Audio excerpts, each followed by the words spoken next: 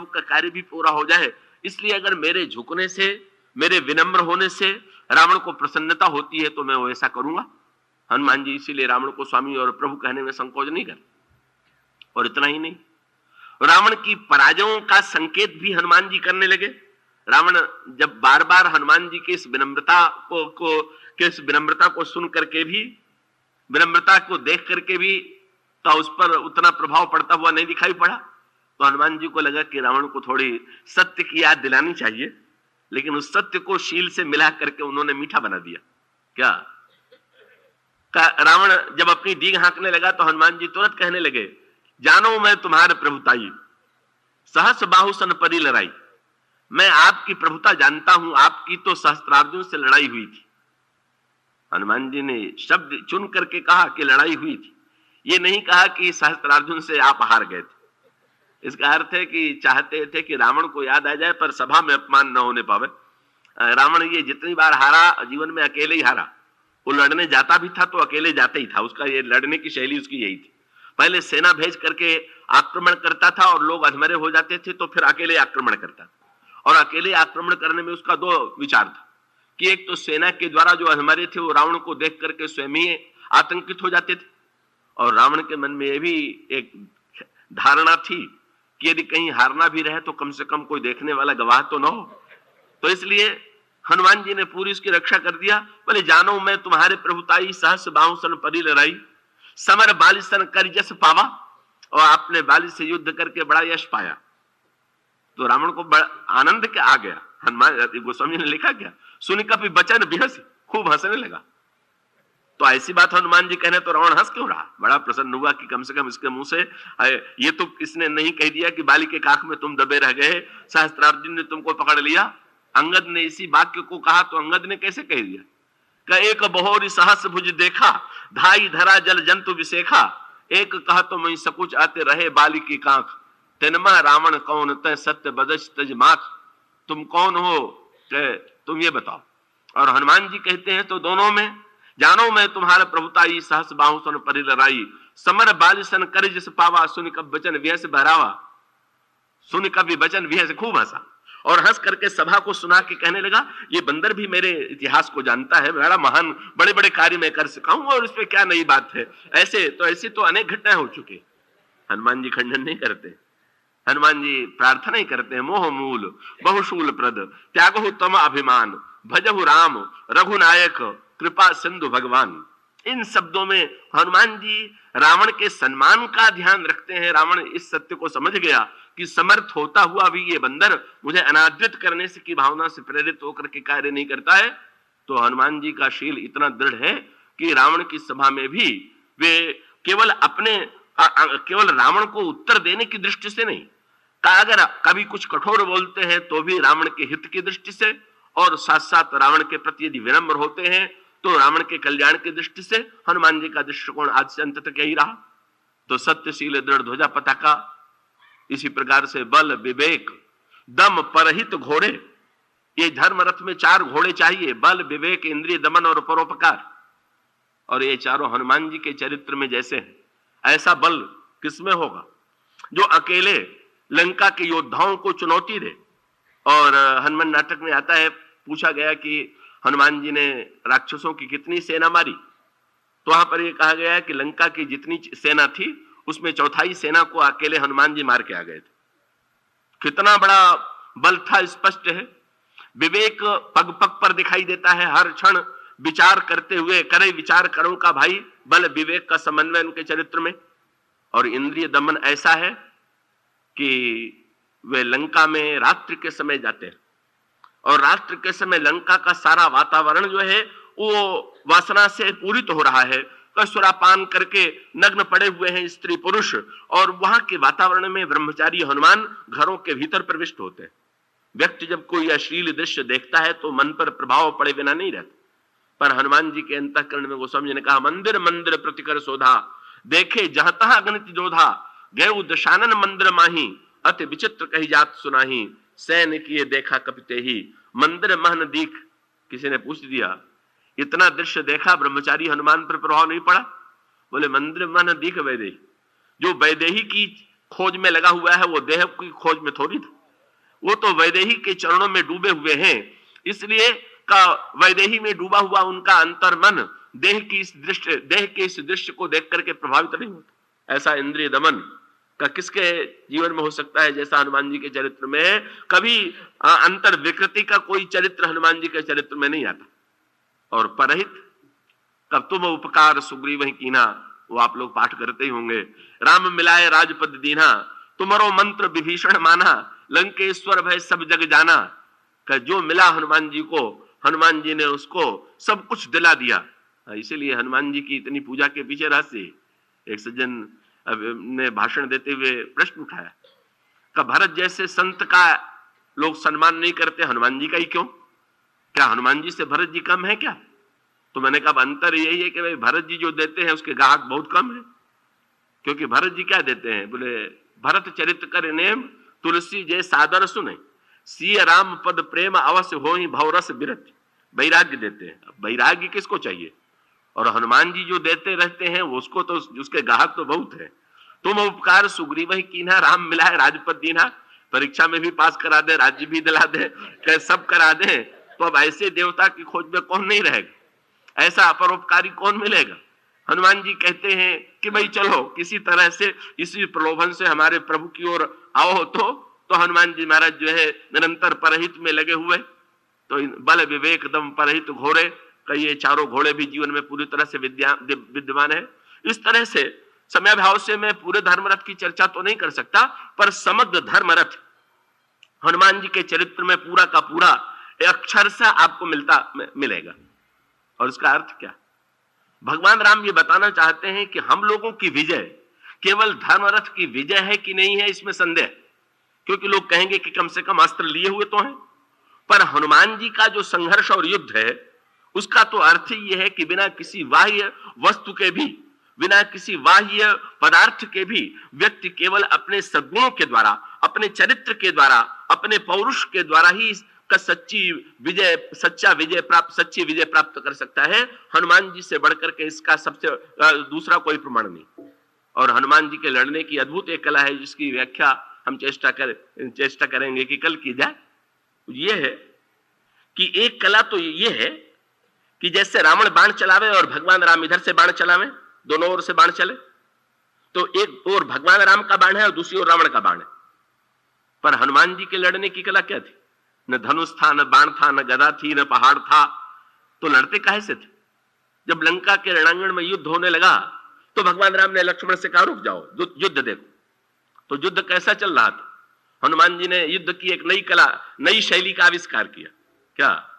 चारों ओर से चतुरंगिणी सेना, हाथी, घोड़े, पैदल, रथी हनुमान जी पर आक्रमण करने के लिए टूट रहे हैं। और हनुमान जी उन पर प्रहार किससे करते? बोले हाथी सो हाथी मारे। जो हाथियों की सेना आई तो उसी हाथी को उठा करके हाथियों पर फेंक दिया। सो जितने हाथी थे वो एक दूसरे के आघात से धराशायी हो गए। हाथी सो हाथी मारे, घोड़ा घोड़ा सो संहारे, रथिन सो रथ विदरन बलवान की। कवितावली रामायण में गोस्वामी जी हनुमान जी के युद्ध कला का एक विचित्र वर्णन करते हैं। हाथी सो हाथी मारे, घोड़ा घोड़ा सो संहारे। घोड़ों को घोड़े से मार दिया, हाथियों को हाथी से मार दिया, रथियों को रथी से मार दिया। रथिन सो रथ विदरन बलवान की, चंचल चकोट चोट चरण चकोट चाहे, हहरानी फौज बहरानी जात ध्यान की। तब बोले बार बार सेवक सराहना करत राम। हाथी वाले, घोड़े वाले, रथ वाले तो तीन सामने से, दाहिने बाएं और सामने से आए। तो हनुमान जी ने तीनों पर आक्रमण किया। जो पैदल थे उन्होंने सोचा भाई सामने से तो बड़ा संकट है, इसलिए पीछे से चल करके आक्रमण करना ठीक रहेगा। और जब वो पीछे जाते हैं तो गोस्वामी जी कहते हैं बार बार सेवक सराहना करत राम, तुलसी सराहे रीति साहेब सुजान की। और हनुमान जी की ओर प्रभु दिखा करके कहते हैं लक्ष्मण से उधर देखो, आगे से तो सब लोग युद्ध कर सकते हैं, तो पीछे से तो एक हनुमान जी ही युद्ध कर सकते। क्यों? बोले लामी लूमी लसत। हनुमान जी ने अपने पूंछ को पीछे से भी बढ़ाया और जितने पीछे से आक्रमण करने वाले इनको लपेट लिया। लामी लूमी लपट लसत लपेट पटकत भट, देखो वीर लखन लड़न हनुमान की। भगवान राम कहते हैं लक्ष्मण ऐसा लड़ना तो भाई हम लोगों को भी नहीं आए। रावण की सारी सेना को रावण की वस्तुओं से ही परास्त कर देना, दुर्गुणों को दुर्गुणों के जो वाहन हैं उन्हीं के द्वारा उनको विनष्ट कर देना, ये हनुमान जी के युद्ध की अनोखी शैली। और यहाँ पर भी आप देखेंगे हनुमान जी ने जो युद्ध किया, इसके विशेष चर्चा हम कल करेंगे। भगवान राम का केवल एक सूत्र इस समय हम आपके सामने रख दें। भगवान श्री राम कहते हैं, महा अजय संसार रिपु जीत सके सुवीर। ये हनुमान जी क्या करते हैं? मां का आशीर्वाद प्राप्त करने के बाद कृतकृत्य हनुमान दुर्गुण दुर्विचारों को चुनौती देते हैं। वाटिका के रक्षक राक्षस क्या है? ये दुर्गुण दुर्विचार। और इस वाटिका में मुख्य रूप से हनुमान जी पर आक्रमण करने के लिए ये दो भाई आते हैं, अक्षय कुमार और मेघनाथ। और हनुमान जी दोनों से दो भिन्न प्रकार का व्यवहार करते हैं। ये अक्षय कौन है और ये मेघनाथ कौन है? मेघनाथ का परिचय तो गोस्वामी जी स्वयं दे देते हैं विनय पत्रिका में। उनसे पूछा गया, मेघनाथ कौन? तो उन्होंने कहा, मोह दश मौल तद्भ्रात अहंकार पाकार जित काम विश्रामहारी। मेघनाथ तो व्यक्ति के जीवन में रहने वाला जो काम है वही मेघनाथ। काम आक्रमण करने के लिए आया, पर मेघनाथ से पहले रावण ने हनुमान जी पर आक्रमण करने के लिए किसको भेजा? हनुमान जी पर आक्रमण करने के लिए पुनि पठयौत ही अक्षय कुमार। और जब अक्षय कुमार लड़ने के लिए भी आया तो हनुमान जी ने उसको कैसे मारा? बोले, चला संगल सुभट आ पारा और आवत देख बिटप गही तरजा। बस उसको मारने के लिए मुक्के उक्के का प्रयोग नहीं, पर्वत और गदा का प्रयोग नहीं, रावण की वाटिका का एक वृक्ष उखाड़ा और उसी वृक्ष को उखाड़ करके पटक दिया उसके ऊपर, अक्षय कुमार के ऊपर, और अक्षय कुमार नष्ट हो गया। ये अक्षय कुमार कौन है? इसके नाम पर विचार कीजिए। मेघनाथ काम है और अक्षय कुमार लोभ है। हाँ भाई, ये लोभ जो है यही अक्षय है। हाँ, क्योंकि और वस्तुओं में तो धीरे धीरे व्यक्ति घटते ही जाता है, पर जो को कभी नहीं घटता वो कौन है? बोले, जो 10 20 50 मिले सत होए हजारन लाख मंगेगी। यही अक्षय कुमार का परिचय। जो 10 20 50 मिले सत होए हजारन लाख मंगेगी। कोटि अरब्य खरब्य असंख्य पृथ्वीपति होने की चाह जगेगी। स्वर्ग पताल को राज्य मिले तो तऊ तृष्णा अति आग लगेगी। सुंदर एक संतोष बिना सठ तेरी तो भूख कभी न भगेगी। और ये काम और लोभ दोनों सगे भाई है, अक्षय कुमार और मेघनाथ। हनुमान जी इन काम और लोभ से किस प्रकार से विजय प्राप्त करते हैं, और जहां काम का बंधन भी स्वीकार करते हुए दिखाई दे रहे हैं, वहां हनुमान जी की दृष्टि कितनी व्यापक है और किस प्रकार से बंधन में बंध करके भी वे लंका को जलाने में समर्थ होते हैं।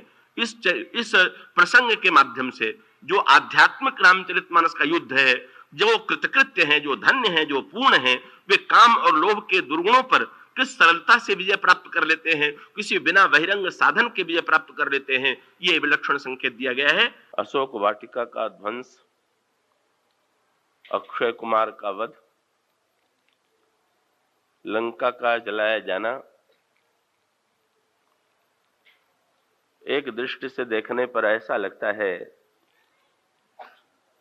कि ये तो रावण के अपने ही कर्मों का परिणाम है। कर्म प्रधान विश्व करि राखा, जो जस करई सो तस फल चाखा। रावण दूसरों के नगर उजाड़ता रहा, गांवों को जलाता रहा, लोगों को विनष्ट करता रहा, और स्वयं भी जीवन के अंतिम दिनों में रावण को वही घटनाएं उसके समक्ष आती हैं जो उसके द्वारा संपन्न हो चुकी हैं। और इस तरह से ये तो रावण के कर्मों का ही परिणाम कह सकते हैं। पर इसे गोस्वामी जी एक और भी भिन्न दृष्टि से सामने रखते हैं, और वही रामचरितमानस की मुख्य दृष्टि है। और वो ये है कि हनुमान जी का कार्य क्या केवल बदले की भावना से प्रेरित होकर के है क्या? तो बदले की भावना भी व्यापक रूप से व्यक्ति के अंतःकरण में पाई जाती है। व्यक्ति किसी के अन्याय अत्याचार के बदले में उसे दंड देना चाहता है, लेकिन बदले की वृत्ति कोई बड़ी उदात्त वृत्ति नहीं। तो हनुमान जी की वृत्ति केवल रावण से बदला लेने की हो कि ये हनुमान जी के गौरव के अनुकूल नहीं। उनका जो स्वरूप प्रस्तुत किया गया है, गोस्वामी जी ने श्री हनुमान जी को एक महान योद्धा के रूप में ही यदि प्रस्तुत किया होता तो ये ठीक था कि एक योद्धा के रूप में उन्होंने रावण के द्वारा किए गए कार्यों का बदला लिया।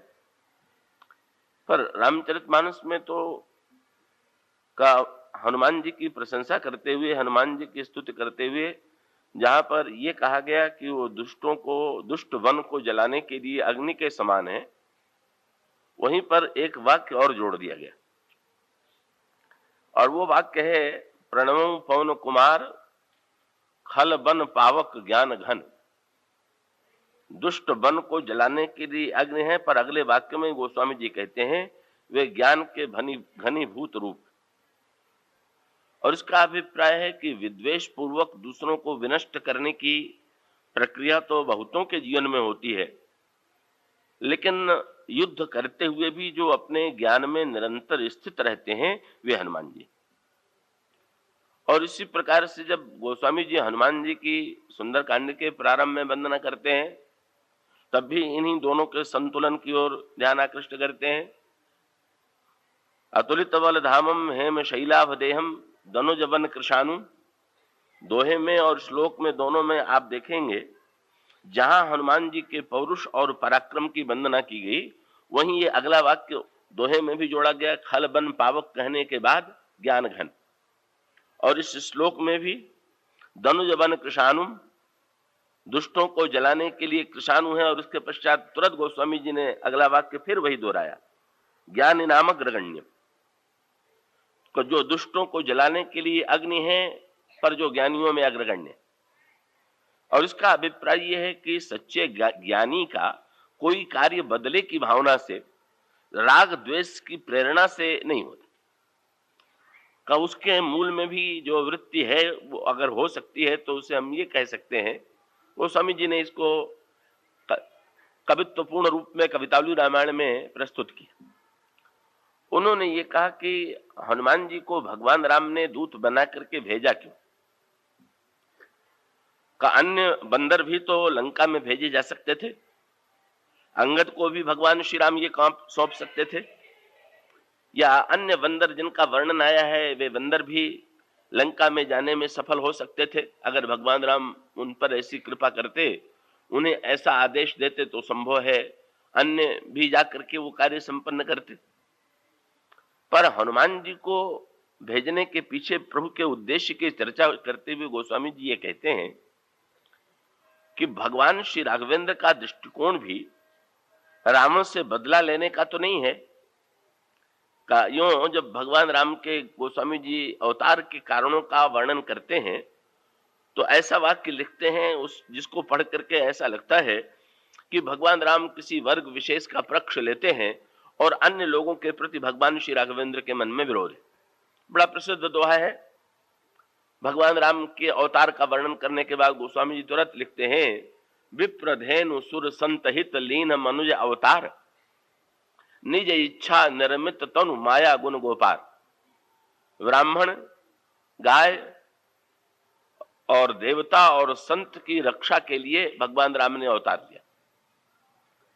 तो साधारणतया इन शब्दों को पढ़ करके एक बार व्यक्ति चौंकता है कि क्या भगवान केवल ब्राह्मणों के पक्षधर हैं? क्या भगवान किसी समाज में किसी विशेष वर्ग के ही पक्षधर हैं क्या? और यदि पक्षधर नहीं है तो फिर ये कहना कि विप्रधेनु सुर संतहित, ये तो एक प्रकार से भगवान को संकीर्ण बनाना है। अब इस समय इसकी हम विस्तृत व्याख्या नहीं लेंगे, इस पक्ष की चर्चा करने का अवकाश नहीं है। केवल हम इतना कह दें कि विप्रधेनु सुर संत जो हैं, कब वे इसीलिए भगवान को प्रिय हैं क्योंकि वस्तुतः विप्रधेनु सुर संत की परिभाषा ही यही है कि जिनके अंतःकरण में विश्व हित की भावना है। ब्राह्मण वही है जिसके अंतःकरण में विश्व हित की भावना है। धेनु का कार्य, गाय का कार्य जो है वो विश्व की सेवा करना है, सारे संसार की सेवा करना है। देवता के द्वारा भी का समाज को सहायता प्राप्त होती है। और संत का तो सबसे बड़ा लक्षण यही है कि पर उपकार वचन मन काया, तो संत सहज स्वभाव खगराया। तो इसलिए ये तो प्रतीकात्मक शब्द हैं और इसका अभिप्राय है कि जो लोग निरंतर विश्व हित में संलग्न हैं भगवान उनकी रक्षा के लिए अवतार लेते हैं। लेकिन इसमें सबसे विलक्षण बात क्या है कि भगवान अवतार लेते हैं इन लोगों की रक्षा के लिए, और तब उसके प्रतिकूल ये भी लगता है कि वे इनका हित करने के लिए रावण का वध भी करते हैं। तो ये जोड़ सकते हैं कि वे रावण का वध करने के लिए आए।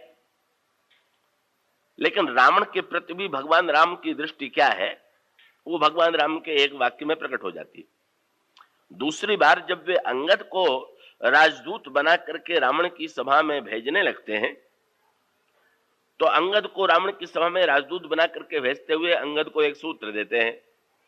अंगद ने ये पूछा कि रावण से वार्तालाप करते हुए मुझे क्या ध्यान में रखना चाहिए, और तब भगवान श्री राम ने यही कहा कि काज हमार तासु हित होई, का जिससे मेरा कार्य मेरा लक्ष्य पूरा हो और साथ साथ रावण का हित हो, रिपुसन करब बत कही सोई। और इसका सहज तात्पर्य क्या हुआ कि वे विप्रधेनुसुर संत के ही हित के लिए नहीं, जो विप्रधेनुसुर संत का विरोधी है उसके हित के लिए भी उतने ही व्यग्र है। बस इसका अभिप्राय यह है कि लोक मंगल की भावना ही भगवान राम के चरित्र में मुख्य प्रेरक है। और ऐसी परिस्थिति में हनुमान जी को भेजने का तात्पर्य क्या था? हनुमान जी और रावण के संबंध को वे दूसरी दृष्टि से देखते हैं। पौराणिक परंपरा के अनुकूल शंकर हनुमान जी के गुरु हैं, और पौराणिक परंपरा के अनुकूल ही हनुमान जी जो है साक्षात शंकर के अवतार है। तो शिष्य के पास गुरु को भेजने का तात्पर्य क्या हुआ? शिष्य के नगर में गुरु को भेजने का उद्देश्य क्या है? गोस्वामी जी ये कहते हैं कि भगवान श्री राघवेंद्र हनुमान जी के द्वारा ये चाहते हैं कि किसी प्रकार से रावण के जीवन में परिवर्तन यदि आ जाए, रावण यदि अपने आप को बदल सके, तो ऐसी परिस्थिति में घोर संहार की कोई अपेक्षा नहीं है और रावण का जीवन भी संसार के उपयोग में प्रयुक्त किया जा सकता है। लेकिन भगवान श्री राघवेंद्र इसके निर्णय का भार किस पर सौंपते हैं? हनुमान जी पर। तो हनुमान जी के दो बड़े महत्व के पद हैं। इस संदर्भ में मैं एक बात कहूंगा, मुझे आशा है कि आप उसे एकाग्रता से सुन रहे होंगे, कि रामचरितमानस में ये जो पाप हैं, दुर्गुण हैं, इनको दो रूपों में प्रस्तुत किया गया। का उत्तर कांड में तो ये कहा गया रामचरितमानस के अंत में कि ये जो दुर्गुण दुर्विचार हैं ये रोग है, और विनय पत्रिका में और लंका कांड के संदर्भ में गोस्वामी जी उन्हीं दुर्गुण दुर्विचारों का वर्णन करते हैं राक्षसों के रूप में। जैसे कल आपके सामने बात कही जा रही थी, विनय पत्रिका में गोस्वामी जी कहते हैं काम जो है मेघनाद, और वही काम जो है जहां मानस रोगों का संदर्भ आता है वहीं पर उसको गोस्वामी जी कहते हैं काम वात है। तो इसका अभिप्राय यह है कि काम वात है ऐसा कह करके उसे रोग के रूप में प्रस्तुत करते हैं, और काम मेघनाद है ऐसा कह करके उसे राक्षस के रूप में प्रस्तुत करते हैं। तो यूं कह सकते हैं कि लंका में जिन दुर्गुण दुर्विचारों को राक्षसों के प्रतीक के रूप में प्रस्तुत किया गया, का अंत मानस के अंत में उन्हीं को रोगों के रूप में भी प्रस्तुत किया गया। आप वहां पर दुर्गुणों का नाम ही तो पढ़ते हैं, काम वात कफ लोभ अपारा, क्रोध पित्त नित्य छाती जारा। कल चर्चा चली थी अक्षय कुमार लोभ है। यहां पर गोस्वामी जी कहते हैं का व्यक्ति के शरीर में जैसे कफ की वृद्धि हो जाए, का उसी प्रकार से जब लोभ की वृद्धि होती है तो इसका अभिप्राय यह है कि व्यक्ति के मन का कफ जो है वो बढ़ता चला जा रहा। तो यहाँ पर उसका वर्णन वहां अक्षय कुमार के रूप में है, तो यहाँ कफ के रूप में है। काम वात कफ लोभ अपारा, क्रोध पित्त नित्य छाती जारा, प्रीति करें जो तीनों भाई, उपजय सन्निपात दुखदाई। अगर विनय पत्रिका में कहते हैं विनय कुंभकर्ण जो है वो अहंकार है, मोह दश मौलित व्रात अहंकार। तो यहां पर कहते हैं अहंकार अति दुखद डमरुआ, दम्म कपट मदमान नहरुआ, तृष्णा उदर वृद्धि अति भारी, त्रिविध ईषणा तरुण तिजारी, ज्वर जुग विधि मत्सर अविवेका, कह लगी कहूं कुरोग अनेक। तो ये फिर प्रश्न, ये मन में प्रश्न उठता है कि वस्तुतः गोस्वामी जी इन्हें एक प्रसंग में रोग के रूप में और दूसरे प्रसंग में राक्षस के रूप में लिखते हैं, तो उसका तात्पर्य क्या?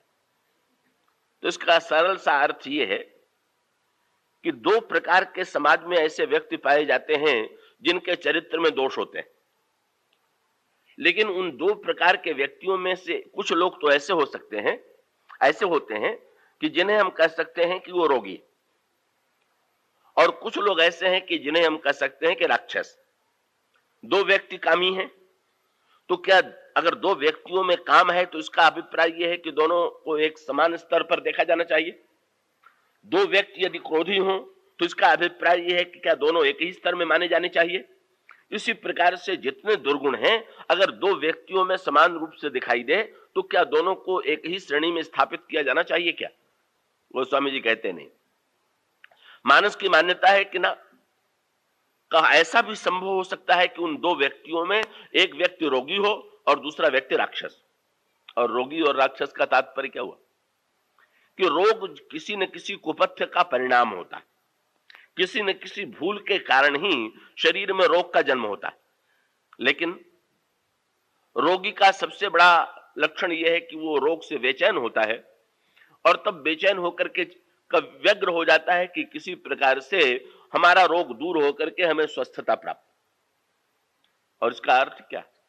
इसी प्रकार से कुछ व्यक्ति ऐसे होते हैं जो मानसिक दोषों से संत्रस्त रहते हैं, पीड़ित रहते हैं, पर मानसिक दोषों से पीड़ित रहने के साथ साथ उनमें ये व्यग्रता और बेचैनी रहती है कि हमारा दोष कैसे दूर हो, हमारी कमी कैसे दूर हो। उन्हें लगता है कि नहीं, हमारा ये काम जो है, काम रोग से हम ग्रस्त हैं, हम लोभ रोग से ग्रस्त हैं, हम क्रोध रोग से ग्रस्त हैं, और तब वे इसके निवारण के लिए जैसे रोगी वैद्य के पास जाता है का ठीक इसी प्रकार से का वे मानसिक रोग से संत्रस्त व्यक्ति महापुरुषों के पास जाते हैं और उनसे अपने अपने रोग का वर्णन करते हुए कहते हैं कि महाराज मुझ में ये दोष विद्यमान है, कृपा करके बताइए कि मैं कैसे स्वस्थ हूं।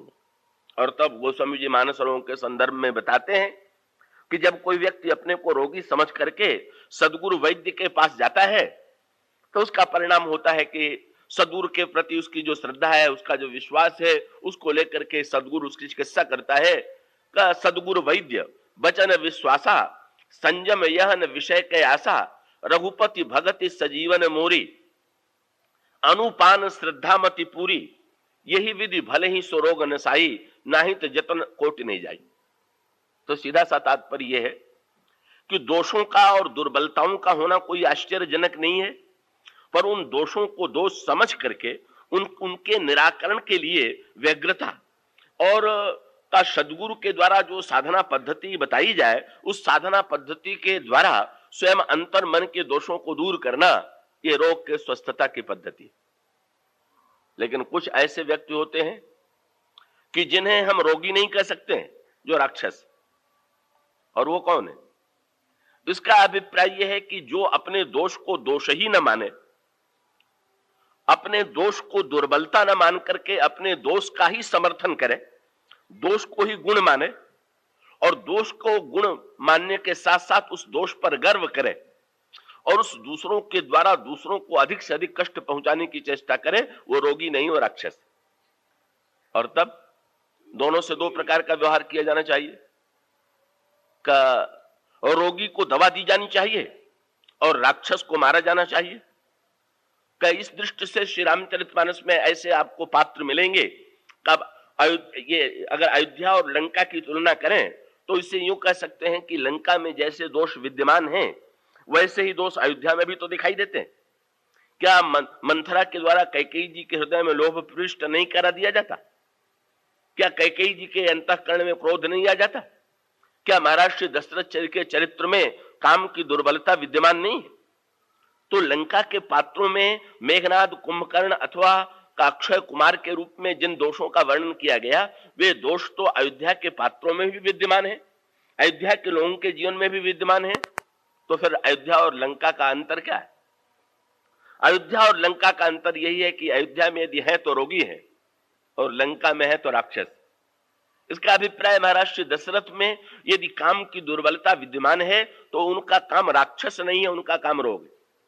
इस संदर्भ में मुझे गीता की एक बड़ी सुंदर बात याद आती और रामायण में उसकी बड़ी सुसंगति है और अशोक वाटिका के संदर्भ में भी उसका बड़ा महत्व है। भगवान राम हनुमान जी को क्यों भेजते हैं?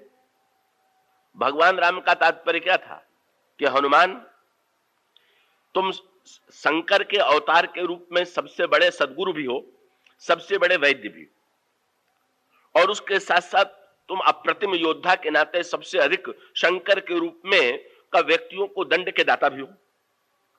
तो मैं तुम्हें ये भार सौंपता हूं, तुम ये लंका में जाकर के देखो कि लंका के लोग अगर रोगी हैं तो दवा देकर के उनको स्वस्थ करने की चेष्टा करो, और अगर ये दिखाई दे कि नहीं भाई ये तो रोगी नहीं है, ये तो पूरी तरह से राक्षसी हो चुके हैं, इनका रोग किसी प्रकार से नष्ट नहीं होगा, तो फिर तुम का जो तुम्हारा दंडदाता रूप है, शंकर जी का ये द्वितीय रूप दंड देने वाले का है ना, तो भगवान शंकर एक रूप में सदगुरु वैद्य वचन विश्वासा के रूप में तुम त्रिभुवन गुरु वेद वखाना आन जीव पामर का जाना, त्रिभुवन गुरु वैद्य